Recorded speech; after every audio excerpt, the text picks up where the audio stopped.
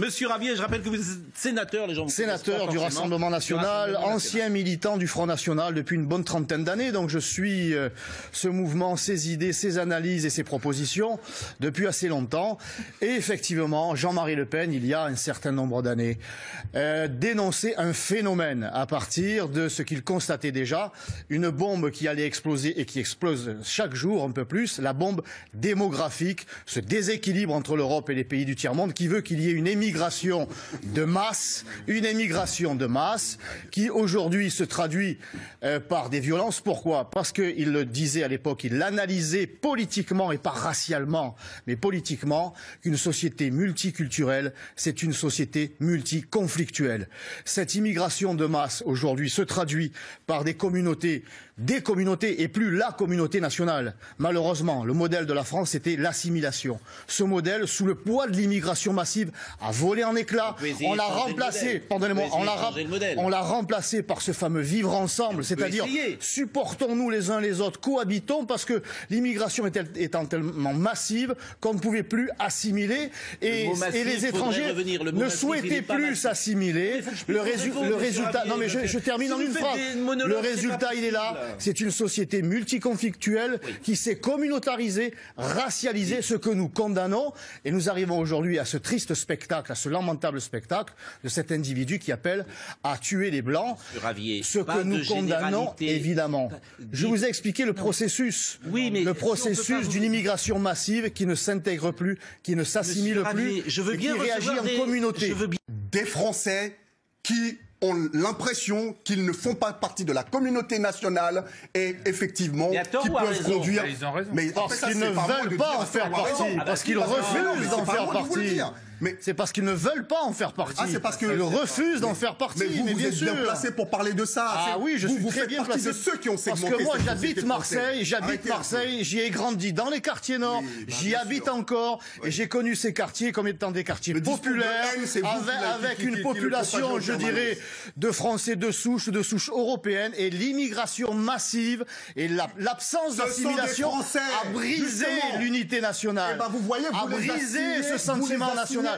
C'est la politique d'immigration massive qui a conduit des groupes à s'auto-ghettoiser, à se rassembler, à se communautariser. Vous les assignez à une condition qui n'est pas la leur, On a abandonné le modèle de l'assimilation. On a abandonné le modèle de l'assimilation. On ne pouvait pas faire autrement en raison de l'aspect massif de l'immigration incontrôlable. Et on nous a dit, on a voulu nous vendre le vivre ensemble. Vous n'avez que ce mot. Le communautarisme. Et aujourd'hui, ça dérape comme nous l'avions prévu. Vous n'avez que ce mot. Comme nous l'avions prévu. Ce sont des Français, ces jeunes. Alors arrêtez un peu. Vous catégoriser la France.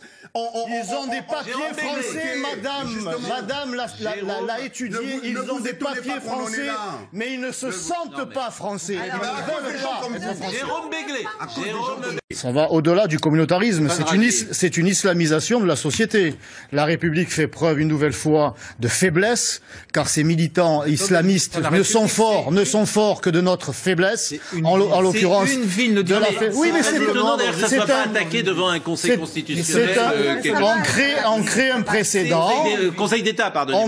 On crée un précédent, mais il y a d'autres formes. Il y a d'autres formes de capitulation. Monsieur Pro, je voudrais vous raconter une anecdote très récente qui s'est passée à Marseille. Eh bien, il y a à la ville de Marseille une commission, la commission de dénomination de voies. Il y a des voies qui se créent, il faut bien leur donner un nom. Eh bien, nous avons été les seuls, le Rassemblement National, par la voix de notre élu, monsieur Dudieuzère, a proposé le nom de Arnaud Beltrame. Tout le monde a trouvé que c'était une bonne idée, personne n'y avait pensé. Le nom d'Arnaud Beltrame a été donné, ou on s'apprêtait à donner son nom, à une place qui se trouve dans le 15e arrondissement, chez les amis de Madame Galli, socialiste.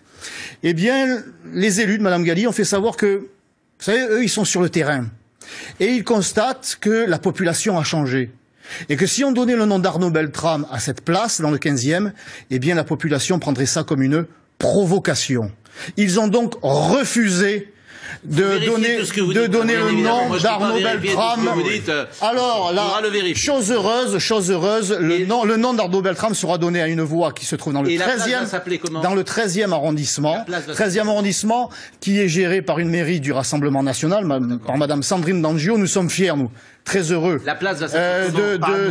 d'accueillir le nom d'Arnaud Beltrame. La place va s'appeler je ne sais pas, peu importe. Je ne sais pas. Non, mais ça, ce n'est pas important. Ce que je constate, c'est que la République, ceux qui en parlent le plus, c'est ceux qui la pratiquent le moins, ont capitulé une fois de plus devant ce qui constitue pour eux des soutiens aux islamistes. Arrêtez, je ne peux pas vous poser une question. Qui a dit une provocation? C'est fou quand même comme vous parlez. Des élus mais socialiste. Qui vous a dit que c'était une provocation? Qui? Nommez les gens. Qui vous a dit ça? Est-ce que Samia Ghali l'a dit? Non, on ne siégeait pas dans cette commission, mais ce sont les élus de sa majorité de secteur socialiste. Monsieur Ravier, ce sont les élus de la majorité de pas le nom d'une place. C'est intéressant ce que vous dites. Me semble être un détail. Non, c'est pas un détail. Pardon. Et ça n'est pas la raison qui est donnée n'est pas un détail. La raison qui consiste à dire cela va être pris par la population comme une provocation. Cela veut dire que l'on donne raison à ceux qui soutiennent les terroristes islamistes. Vous vous rendez compte à quel point la République est en train de plier et de capituler.